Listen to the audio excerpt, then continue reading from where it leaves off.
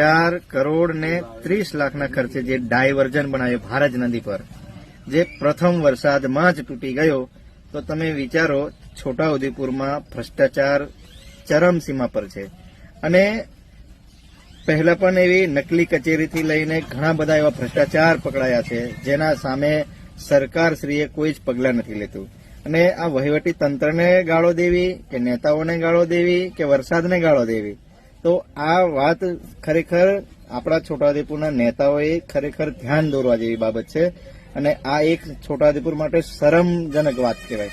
4 કરોડનો તમે ખાલી ડાયવર્ઝન બનાવતા હોય અને એ ડાયવર્ઝન પ્રથમ વરસાદમાં જ ધોવાઈ જતો હોય, તો તમે વિચાર કરો એ ડાયવર્ઝન કેવો હશે. તો ખરેખર આ એક્શન લેવું જોઈએ ને મીડિયા બાબતે. આ મીડિયામાં પણ બધી જગ્યાએ ચગવું જોઈએ અને કહેવું જોઈએ. આપણે તમામ ભારતીય જનતા પાર્ટીના નેતાઓ છે,